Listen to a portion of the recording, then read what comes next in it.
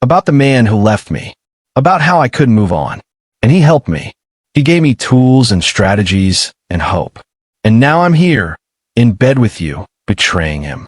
How is any of this fair? Griffin sat up, sheet pooling around his waist. You're right. It's not fair. None of this is fair. But since when is love fair? This isn't love. This is... I stopped because I didn't know what to call it. Wasn't sure if there was a word for something this complicated, this messy, this doomed. Say it, Griffin challenged. Say this isn't love. Say you don't feel it. Say I'm just a ghost you're finally exorcising. I couldn't. God help me, I couldn't. I have to go, I said instead. Hollis, don't follow me. Don't call me. Don't. My voice cracked. Just don't. I left without looking back. Made it to the elevator before the tears started. Made it to my car before I completely fell apart. I didn't go to therapy that Tuesday. Couldn't face Dr. Ellis knowing what I'd done. Couldn't sit on that leather couch and pretend I hadn't betrayed his trust in the worst possible way. He called twice. Left voicemails expressing concern, offering to reschedule. I didn't respond. Griffin texted every day, please talk to me. We need to figure this out.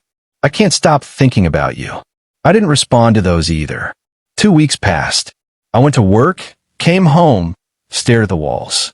I was back where I'd started, hollowed out, sleepless, haunted. Except now, I had new ghosts to contend with. The ghost of what we'd been. The ghost of what we could be.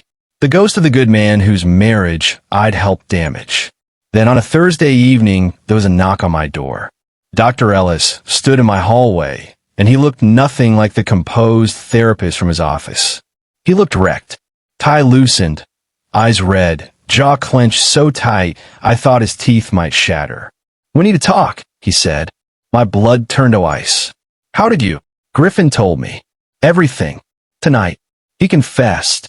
Dr. Ellis pushed past me into my apartment, and I noticed his hands were shaking. 5 years. You've been in love with my husband for 5 years. I didn't know he was your husband, but you knew when you slept with him. At the hotel. 2 weeks ago. I couldn't speak. Couldn't defend myself. Couldn't do anything but watch this good man crumble because of my selfishness. I helped you, Dr. Ellis said, and his voice was raw. I sat with you every week, helped you heal, gave you tools to move on. And the whole time, the man you were mourning was sleeping in my bed. I'm sorry. Are you? He laughed, bitter and broken. Because from where I'm standing, you're not sorry at all. You got exactly what you wanted. You got him back. I didn't want this. Then what did you want, Hollis? Closure? Understanding? Or did you just want to feel something again? Consequences be damned. I didn't plan this. I didn't know. But you knew at the gala. You knew when you met him for coffee. You knew when you went to his hotel room. You knew, and you did it anyway. Dr. Ellis stepped closer, and I saw the full extent of the damage we'd caused written across his face. Do you have any idea what you destroyed? I know, and I'm sorry, and if I could take it back. But you can't. None of us can. Griffin wants a divorce. Says he's been in love with you this whole time. That marrying me was a mistake. Says he can't live a lie anymore. He laughed again, and it sounded like breaking glass. Do you know what that does to a person? To find out your entire marriage was built on lies? That you were just a placeholder for someone else? Shame burned through me. Hot and terrible. Dr. Ellis. Thayer. If we're doing this, if we're having this conversation, you can use my actual name. Thayer. I never wanted to hurt you. I never wanted any of this. But you did hurt me. You both did. And now I have to figure out how to rebuild my life while my husband moves on to his. He turned toward the door, then stopped. For what it's worth, Hollis, I hope it works out for you. I hope he's everything you dreamed he'd be. I hope you're happy. You don't mean that. No, I don't. But I'm trying to be the bigger person here, because one of us should be. He opened the door, paused. And for the record, you're not my patient anymore. I'm referring your case to a colleague. Under the circumstances, I think we can both agree that's best. He left, and I stood in my empty apartment, drowning in guilt and grief and the terrible realization that sometimes getting what you want destroys everything else. Griffin showed up an hour later. He looked worse than Thayer, eyes wild, hair disheveled, still wearing his wedding ring even though he said he'd asked for a divorce. He told you, I said. It wasn't a question. I told him. I couldn't keep lying. Not to him. Not to you. Not to myself. He stepped inside, and I let him because I didn't have the strength to fight anymore. I'm leaving him, Hollis. For real this time. I'm choosing you. At what cost? I gestured around my apartment at the wreckage we'd made. Look what we've done. Look what this has cost. I know, but isn't that what love is? Messy and complicated, and sometimes it hurts people, but it's real. What Thayer and I had wasn't real. What you and I have is built on lies and betrayal and 5 years of running away. So we stop running. We face it together. I wanted to believe him, wanted to fall into his arms and let him carry the weight of this decision.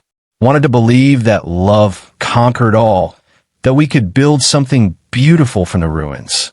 But I kept seeing Thayer's face, kept hearing the break in his voice, kept thinking about the good man whose life we'd demolished because we couldn't control ourselves.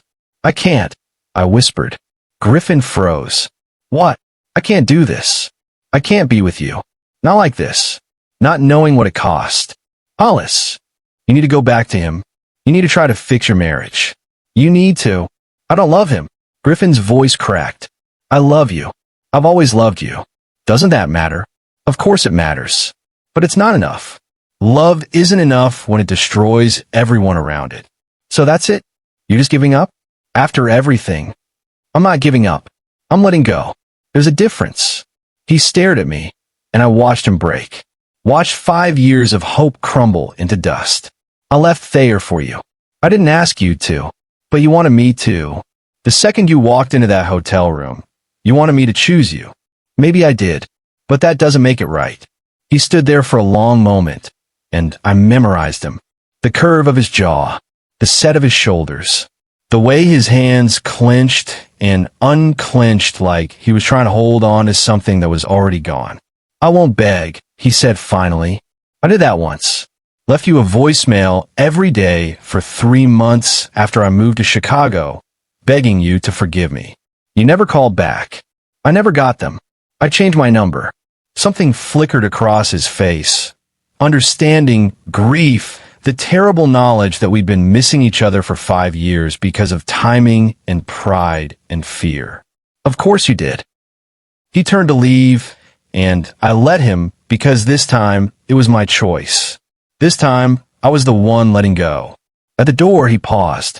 For what it's worth, Hollis, you were the love of my life. You'll always be the love of my life.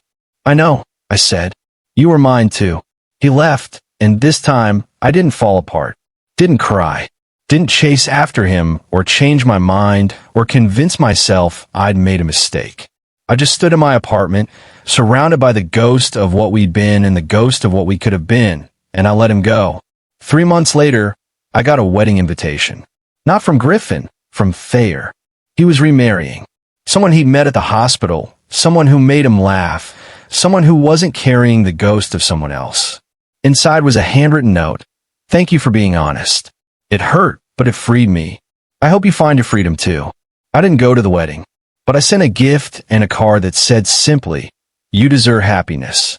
I haven't seen Griffin since that night. Don't know if he stayed in Chicago or moved somewhere new. Don't know if he found someone else or if he's still carrying me the way I carried him. But sometimes, late at night, I wonder what would have happened if I'd chosen differently. If I let him stay. If I believed that love was enough to overcome the damage we'd caused. I'll never know. And maybe that's the real tragedy. Not that we found each other again, but that when we did, we'd both changed too much to fit together anymore. That the love that survived 5 years of separation couldn't survive 2 weeks of reality. My new therapist says I did the right thing. That sometimes loving someone means letting them go, even when it destroys you. I don't know if she's right. All I know is that Griffin Shaw broke my heart twice. Once when he left, and once when I made him leave. And somewhere, in a parallel universe, we chose differently. We chose each other. We chose love over guilt, desire over duty, us over everyone else. But in this universe, I wake up alone. I go to work alone. I heal alone. And every single day, I wonder if I made the right choice. I'll never have an answer. And maybe that's what I deserve, to spend the rest of my life haunted by the man I loved and the man I let go, knowing they were the same person, knowing I could have had him if I'd just been brave enough to be selfish. But I wasn't. And now all I have are the ghosts.